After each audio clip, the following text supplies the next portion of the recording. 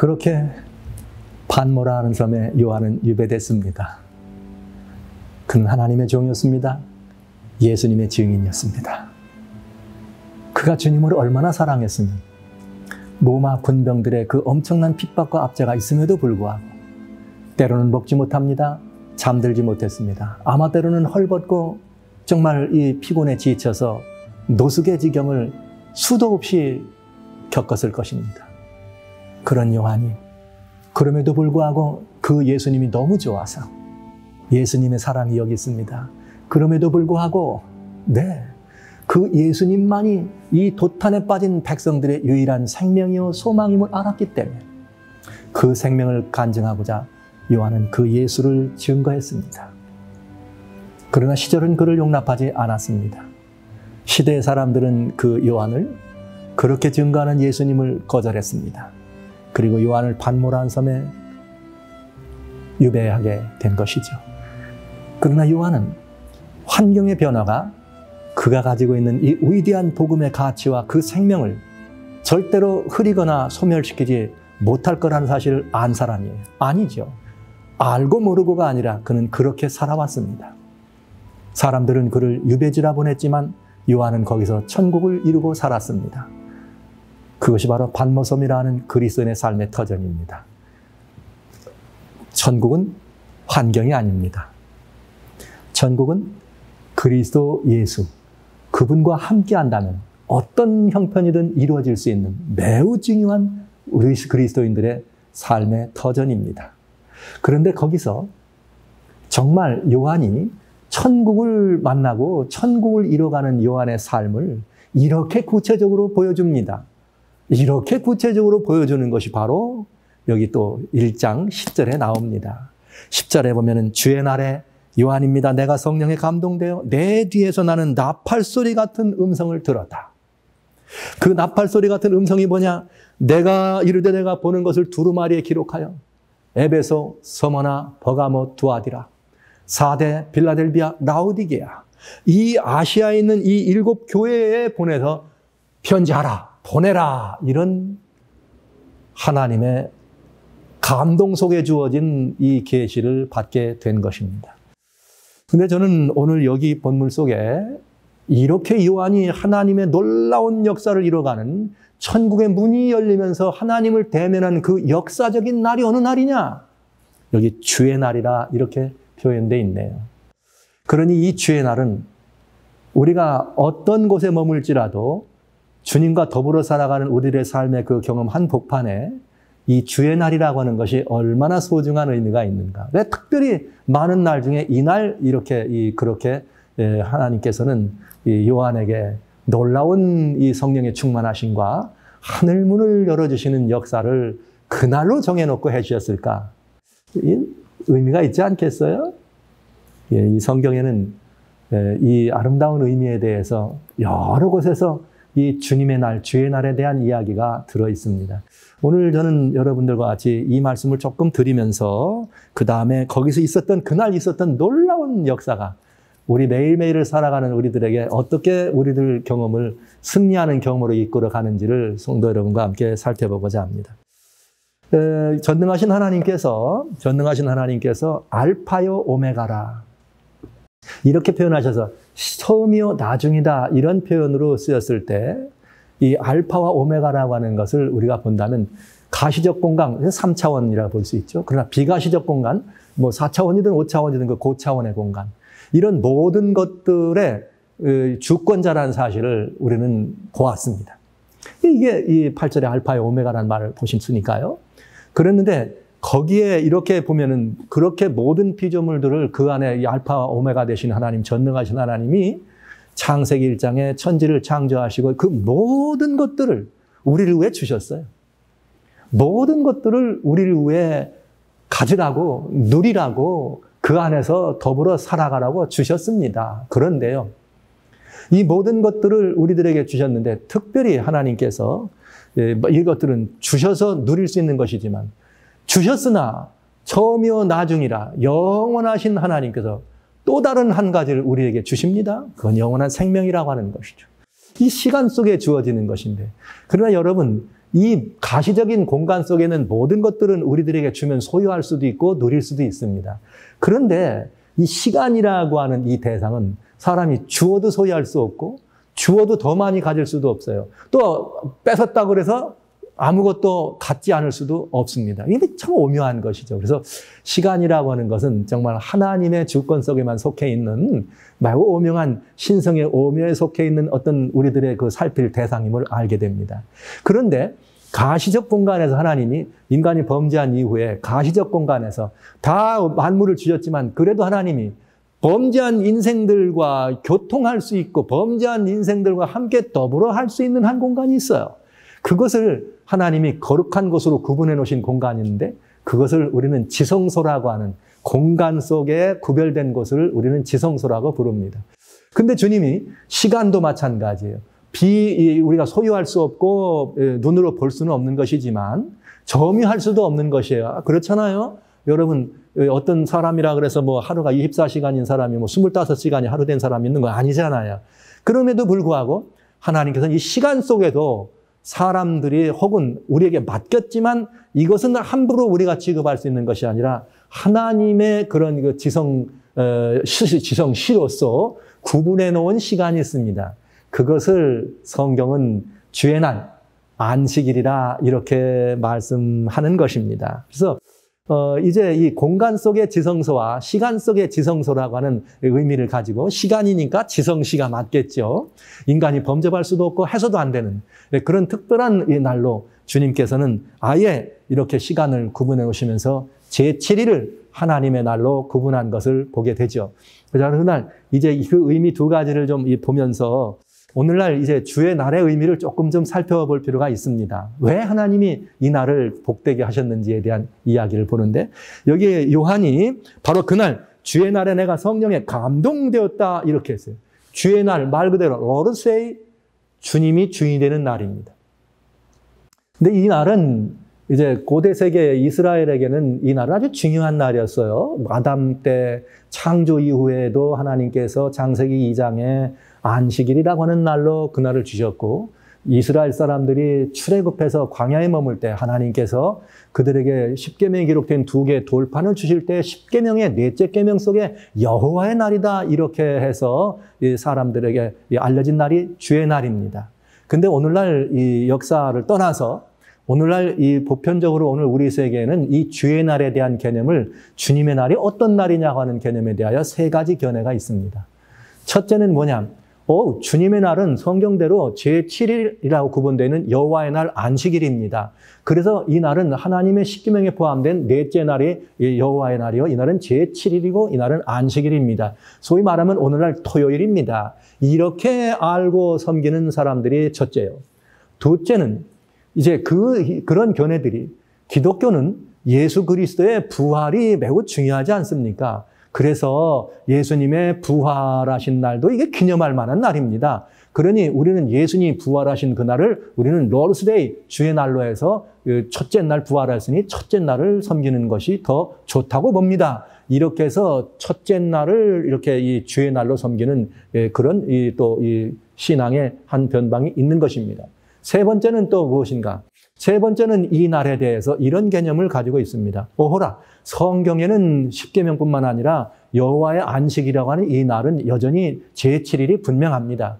그러나 우리가 인생이 오늘날 제도적으로 환경적으로 또 역사적으로 첫째 날 일요일을 쉬는 날로 만들었으니 이 날을 공휴일로 정했으니 우리 모두가 다 이날 보편적 휴일인 이 날을 하나님을 경배하는 날로 또 마침 주님이 그날 부활하였으니 그날을 섬기는 것이 어떻겠느냐 해서 생겨난 이 첫째 날을 섬기는 이런 이 신앙이 그 세 번째입니다. 물론 이 세 번째 신앙이 가장 많아요.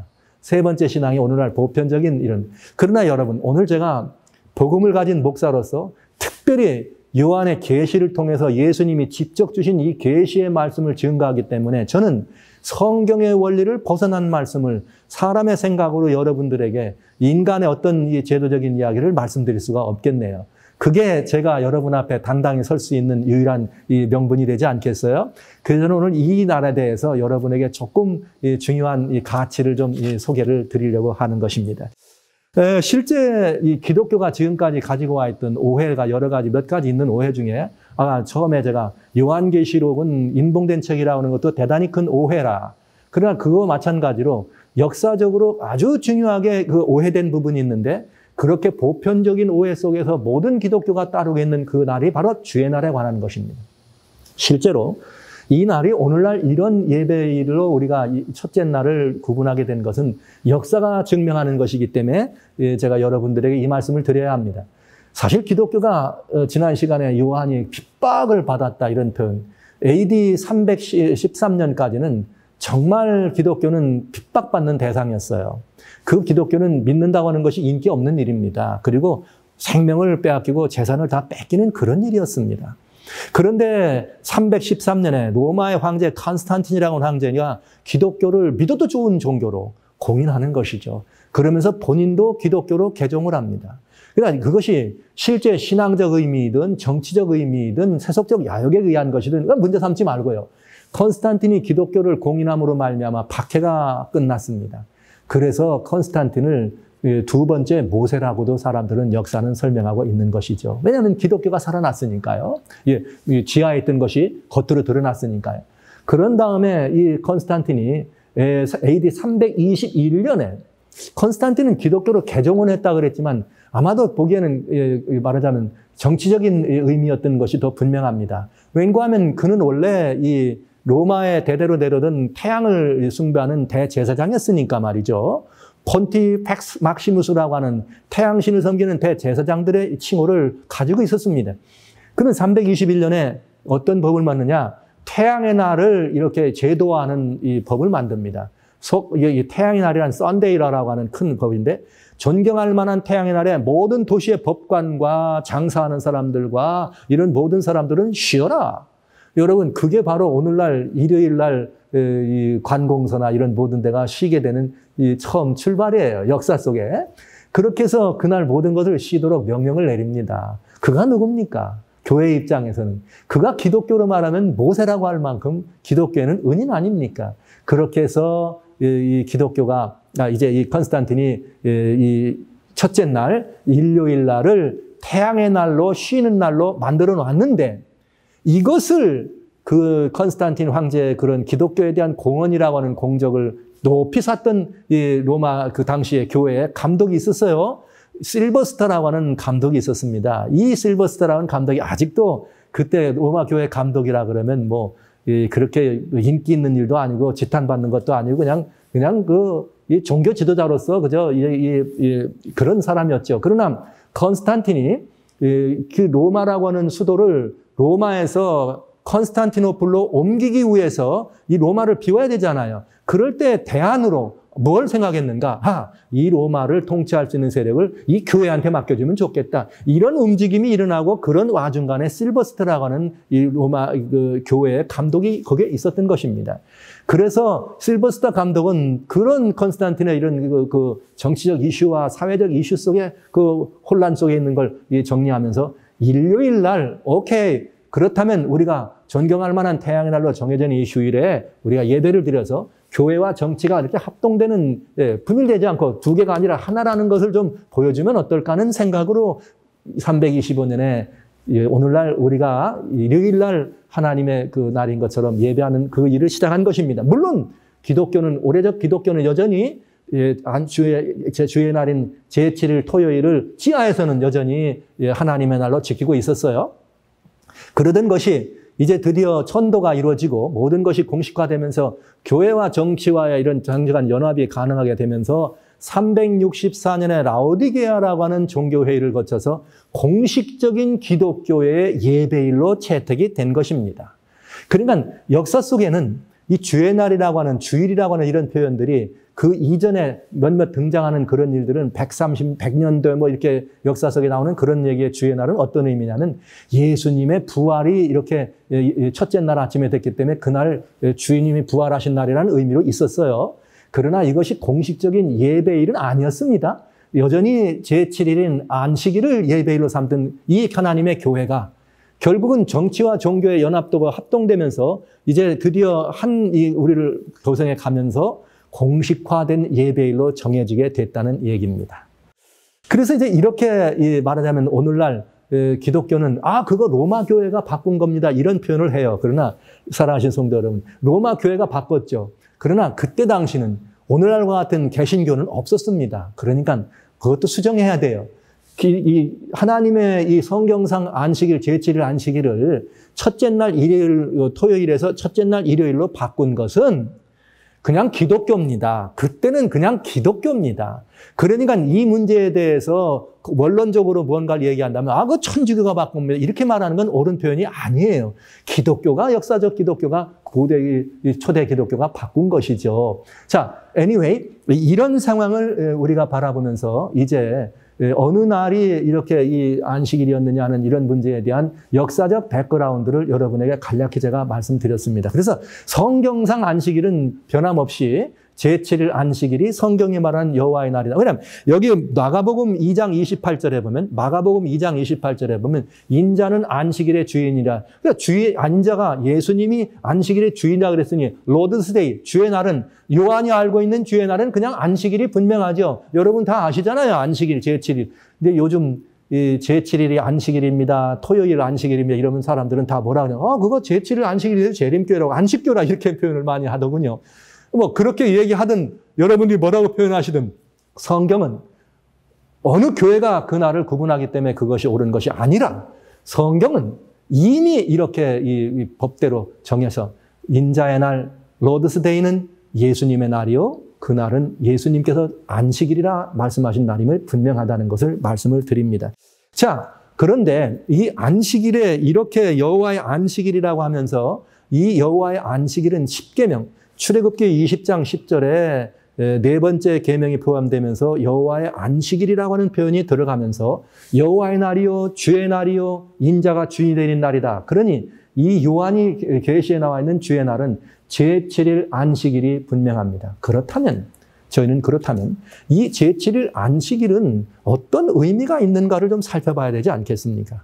여러분, 이 안식일의 의미를 우리가 조금 본다면 아주 은혜로운 의미가 들어 있습니다. 사실 여러분 아시는 바대로 창세기 2장 1절로 3절에 보면 천지 만물이 일곱째 날에 이를 때 마칩니다. 그리고 천지 만물의 대력이라 아니라 일곱째 날에 이를 때 그 하나님의 창조 사이에 마칩니다. 그리고 주님이 제7일에 안식하셨습니다. 그리고 이 날을 복되고 거룩하게 하십니다. 복되고 거룩하게 하십니다. 그래서 제7일 안식일이라고 하는 것은 어떤 날이 되었느냐? 창조의 기념일이 된 것이죠. 말하자면 위대한 화가가 그림을 그립니다. 그림을 다 잘 그린 다음에 정말 다 멋지게 그린 다음에 그냥 표구해서 밖으로 내놓으면 그 그림은 완성된 그림이 아닙니다. 누구 건지도 모르니까요, 밖에 나가면. 그러나 이것이 누구 거라는 사실을 알리기 위해서 뭘 찍느냐? 그림에 낙관을 찍습니다.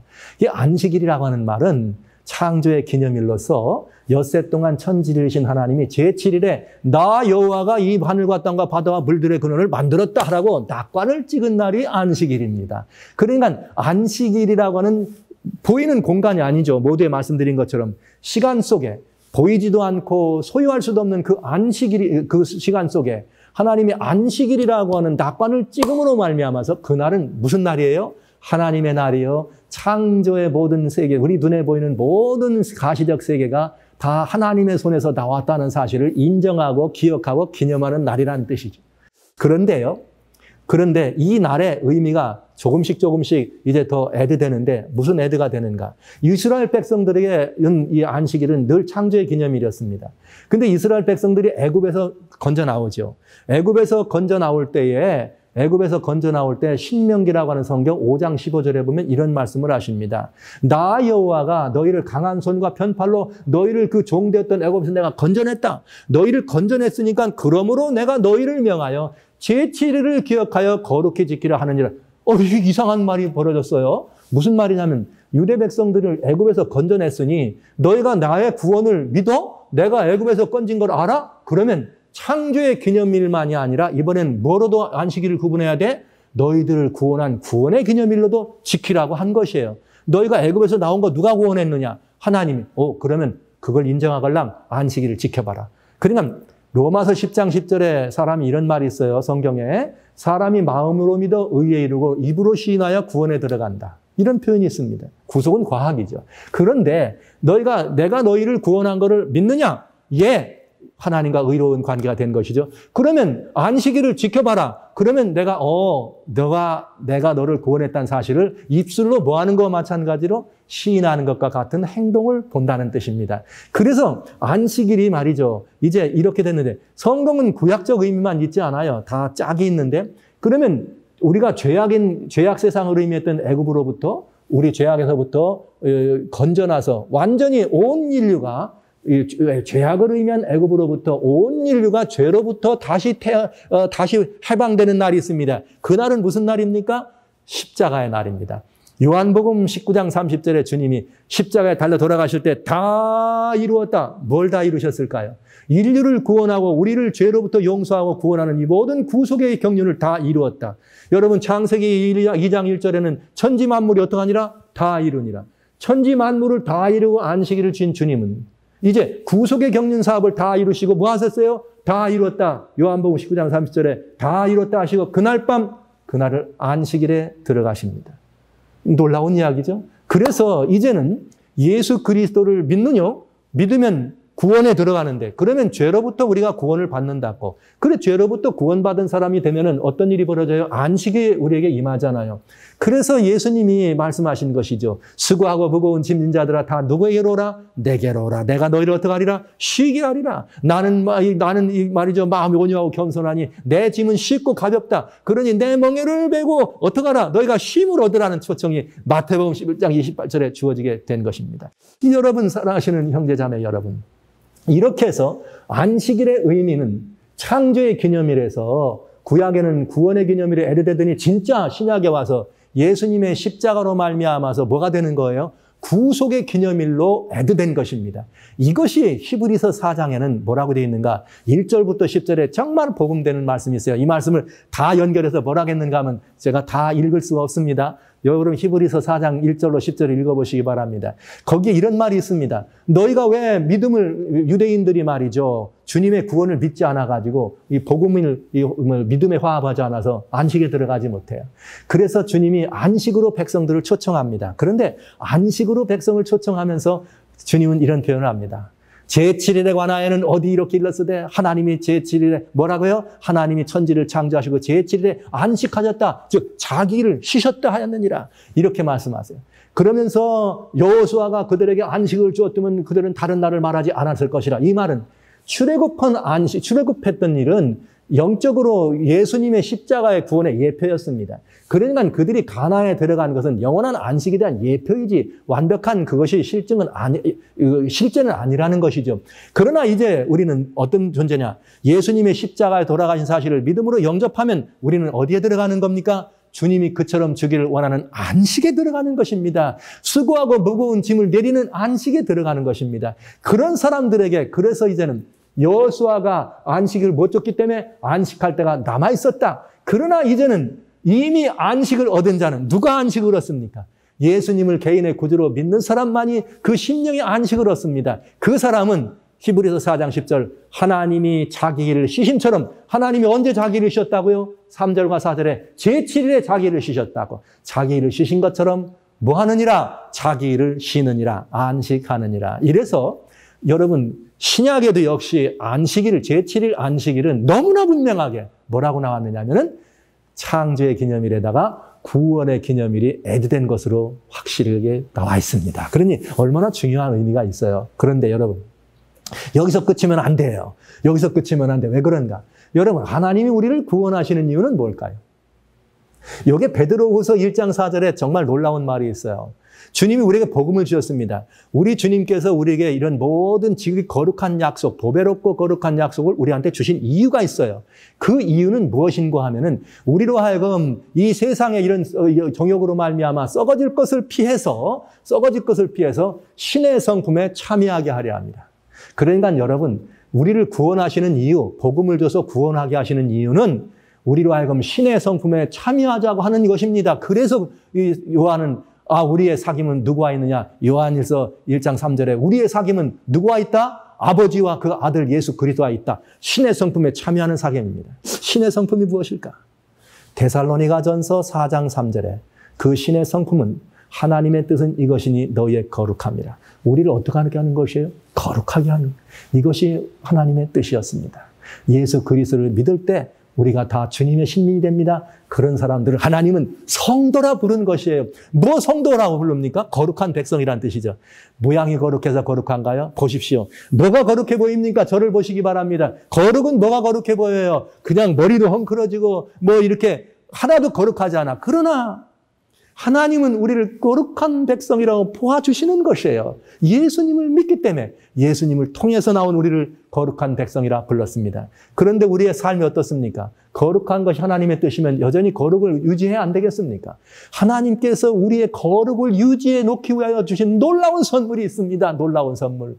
그것이 바로 에스겔 20장 12절에 나오는 말씀입니다. 또 내가 너희를 거룩하게 하는 여호와인 줄 알게 하려 하여 내가 너희에게 안식일을 주었느니라. 할렐루야.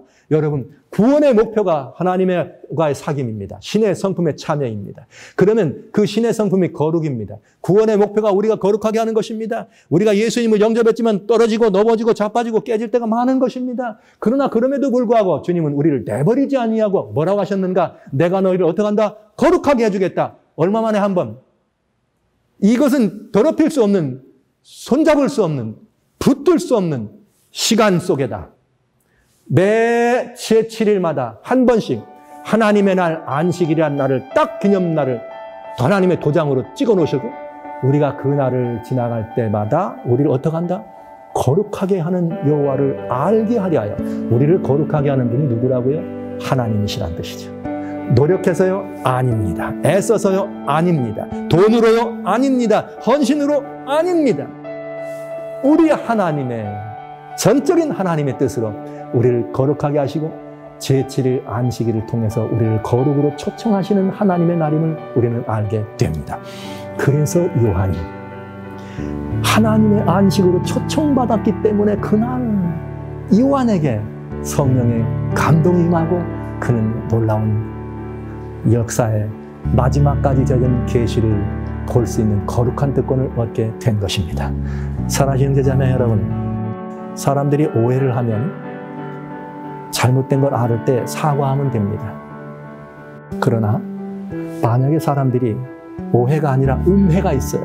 그 오해되는 것이 아니라 고의적으로 무언가를 잘못하게 해서 사람들로 하여금 오해하도록 만들면 그건 음해입니다.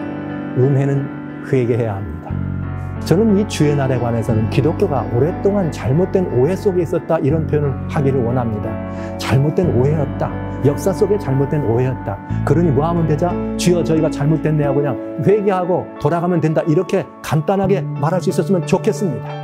그러나 만약에 교회가 혹시 어둠이 교회 안에 들어와서 이 교회가 이 뭔가 의미를 가지고 어둠의 역사를 받아들여서 사단의 역사가 이 교회를 병들게 하고 하나님의 거룩으로 나가는 길을 막기 위해서 이 날을 만약에 이렇게 잘못된 개념 속으로 인간의 개념 속으로 추론했다면 이거는 음해입니다. 음해는 회개 요소입니다. 이 회개는 어떤 뭐 천주교가 하고 무슨 누가 어떤 교회 이게 아니고요. 이 회개는 기독교. 그때 당시는 기독교밖에 없었으니까요. 기독교회가 해야 합니다. 제7일을 기억하여 거룩히 지키라. 이날은 여호와의 안식일인즉 그날 너희가 그 안에서 쉼을 얻으리라. 이 말씀이 오늘 형제자매 여러분의 심령 속에 그대로 이루어지게 되시기를 주의 이름으로 축원합니다.